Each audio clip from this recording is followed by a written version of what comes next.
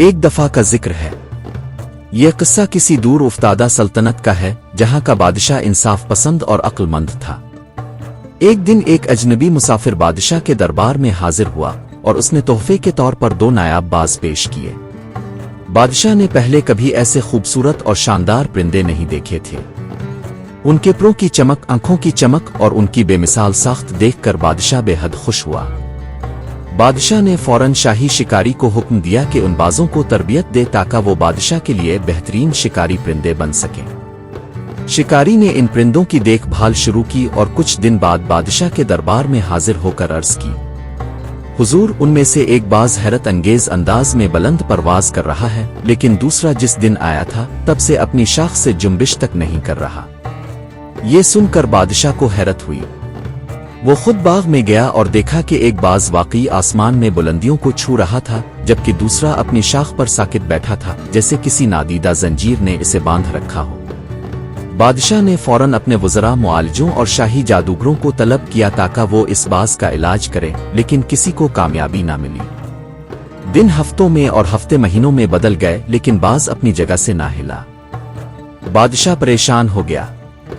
आखिरकार एक दिन इसने ऐलान किया, क्या कोई ऐसा शख्स है जो कुदरत के राजों से वाकिफ हो? कोई ऐसा जो जंगलों और फितरत से जीता हो?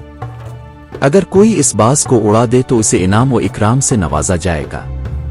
ये ऐलान पूरी सल्तनत में फैल गया। अगली सुबह जैसे ही बादशाह ने अपनी खिड़की से बाहर झांका, वो हैरान रह गया। वही बाज जो महीनों से नहीं उड़ रहा था, आज फिजा में आजाद घूम रहा था। बादशाह ने फौरन हुक्म दिया कि जिस शख्स ने ये काम किया है इसे दरबार में हाजिर किया जाए। कुछ देर बाद एक सादा लिबास में मलबूस किसान दरबार में पेश हुआ। बादशाह ने हैरत से पूछा, तुमने ऐसा कैसे किया? क्या तुमने कोई जादू किया? किसान मुस्कुराया और अदब से बोला, नहीं हुजूर, मैंने सिर्फ वो शाख काट दी जिस पर बाज बैठा था। जब इसके पास बैठने का सहारा ही ना रहा तो वो मजबूर हो गया कि वो अपनी असल फितरत को पहचाने और उड़ान भरे। बादशाह चंद लम्हे खामोश रहा, फिर मुस्कुराते हुए बोला, तुमने न सिर्फ एक बाज को आजाद किया बल्कि हमें एक कीमती सबक भी दिया। सबक? हाँ, यही कि हम में से बहुत से लोग अपनी जिंदगी की एक शाख को मजबूती से थामे बैठे रहते हैं। हमें खौफ होता है कि अगर हमने इसे छोड़ दिया तो गिर जाएंगे, लेकिन हकीकत यह है कि हमारे अंदर बेपनाह ताकत होती है, बस हमें अपनी सलाहियतों पर यकीन होना चाहिए।